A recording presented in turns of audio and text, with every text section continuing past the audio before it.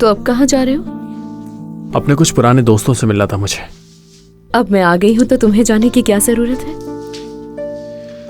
जाना तो होगा, वादा किया है। हाँ मगर मैं तुमने ही कहा था कि तुम आज नहीं आओगी तो मैंने वहां प्लान कर लिया। सोना, मैं तुम्हें सरप्राइज देना चाहती थी। अच्छा सुनो, हम किसी और दिन प्लान करेंगे, वादा। लेकिन मैं ये सब लाई थी।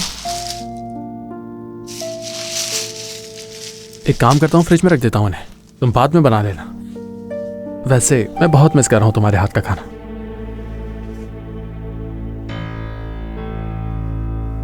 जाने से पहले मैं वॉशरूम यूज कर लूं? देर हो रही है मुझे सोना, मुझे कॉल्स आ रही हैं उन लोगों की। ठीक है, तो क्यों ना हम दोनों एक साथ ही चलते हैं? इसकी जरूरत नहीं, वैसे भी हम दोनों ने अलग जाना है।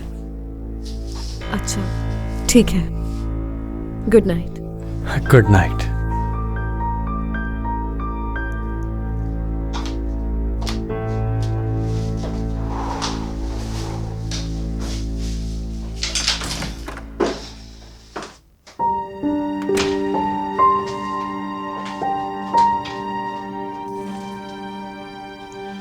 सॉरी, मैंने सरप्राइज खराब कर दिया ना उसका।